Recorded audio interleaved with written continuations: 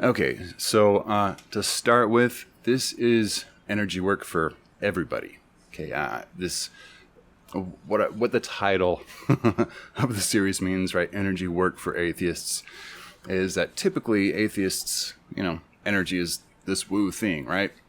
I'm personally agnostic, atheist when it comes to any sort of religion, but I have been a practicing, a meditation practitioner for quite a while, and I have done a lot of energy work, and I continue to do a lot of energy work during my meditations.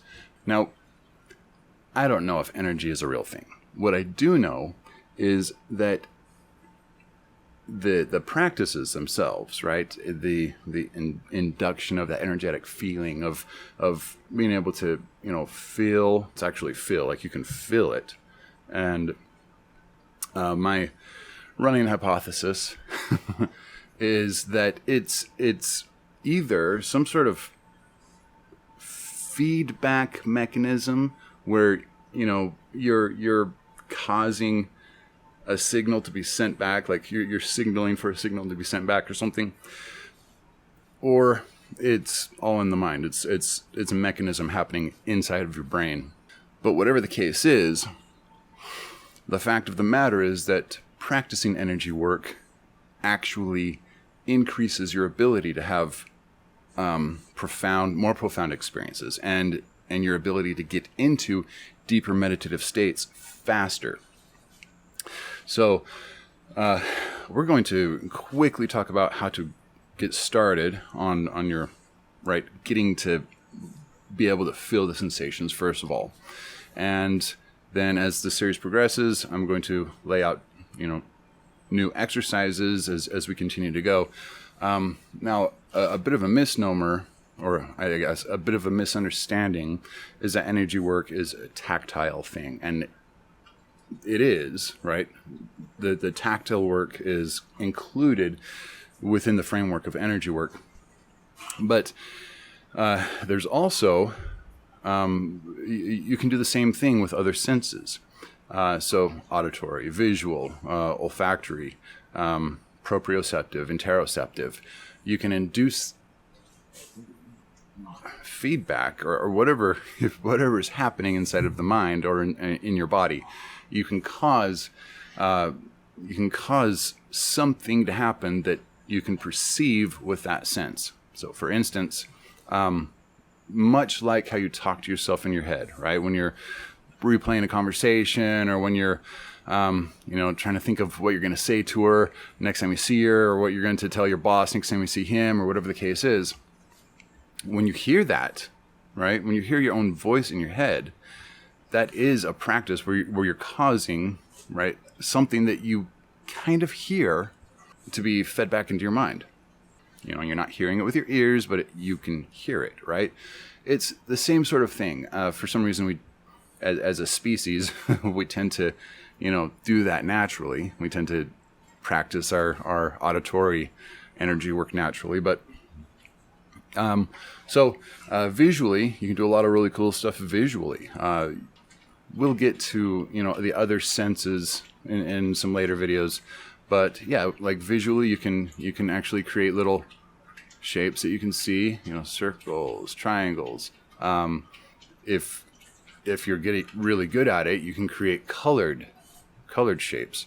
I'm still getting the hang of the colors, but you can do like a stripe of red. A stripe of red.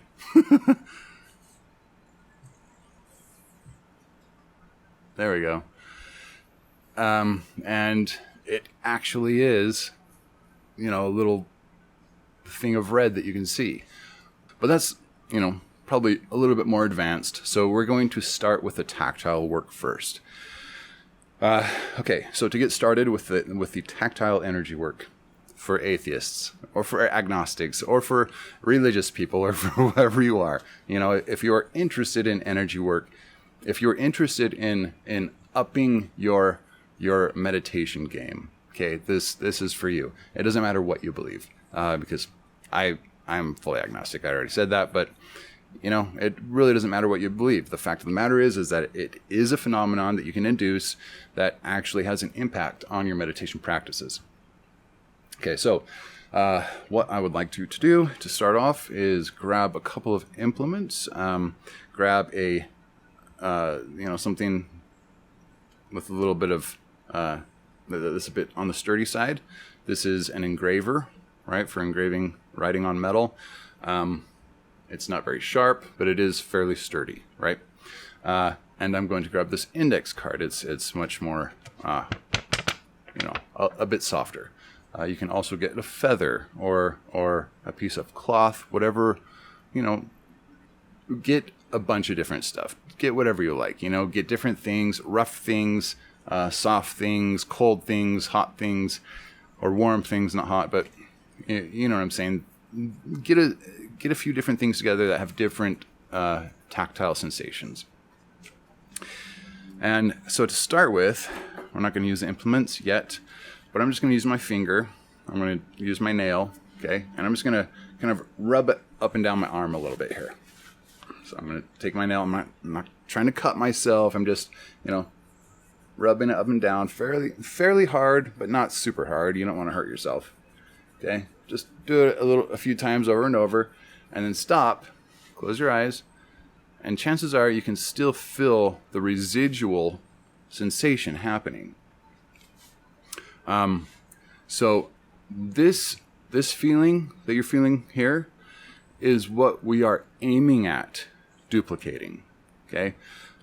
So I'm going to memorize that sort of sensation, how that feels, how that really feels, kind of that, just really try to memorize it, how it feels, and then reproduce it somewhere else. So instead of rubbing my fingernail across this arm, I'm going to pretend like I'm rubbing my fingernail across this arm a few times.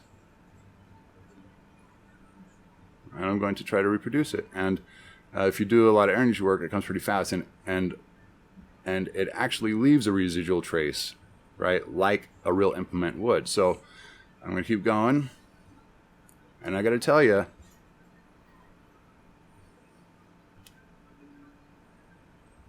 they're pretty similar.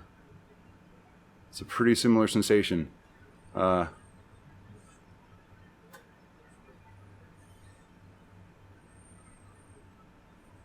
Almost identical. Don't expect that level of accomplishment, I guess, right off the bat. Different people reach different levels at different times. It's fine if you don't feel something that is that visceral. I've been doing this,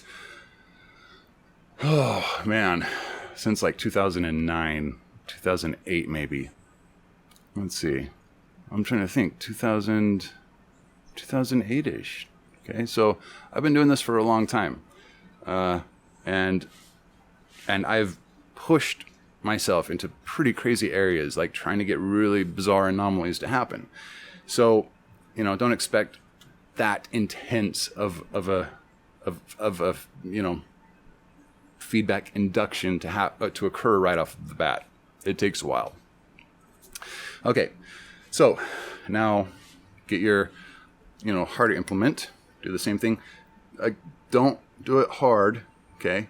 In fact, you're just gonna kind of want to do it once. Close your eyes and just drag it down your arm, but focus on what it feels like. Like what that really feels like. Really try to internalize that sensation. So, I'm following it all the way down, and I'm really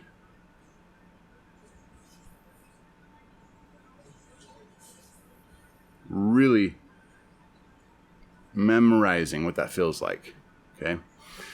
Oops, I'm gonna scratch myself there. Okay. And you don't need to hurt yourself like I kind of just did. Just nice and light, okay? But really try to memorize what that feels like, and then reproduce it. It helps if you use that same implement and go over yourself, but don't touch yourself. Just kind of glide right above the skin. It helps with the the mental getting into the mental frame of being able to do this. So now that I've memorized that very pointed, very defined sort of tactile sensation, I'm going to go somewhere else on my arm, and I'm going to do the same thing, but I'm not going to touch myself. I'm just going to use the implement as a sort of a mental tool, okay, to attempt to get that sensation going. So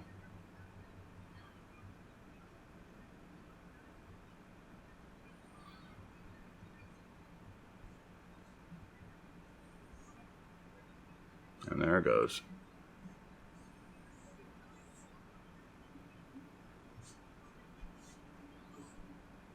Yep. And just like with the other things, right? Like I can still feel the one I did with my finger. I can still feel it, like actually feel it.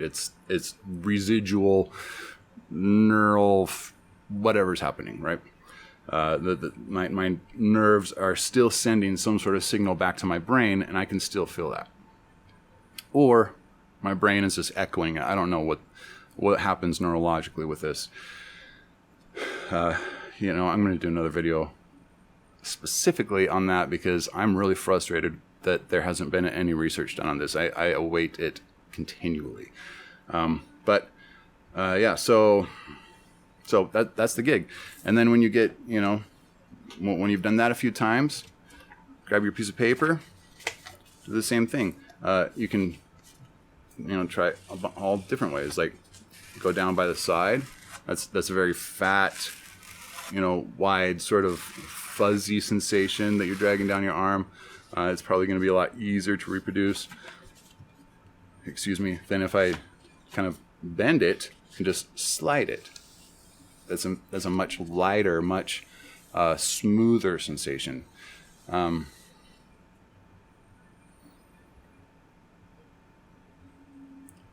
it's actually pretty easy to reproduce. First time I've done an index card, but yeah, it's that's easier than I thought it would be. Anyway, so okay, that's to get you started. Do this a few times a day, right?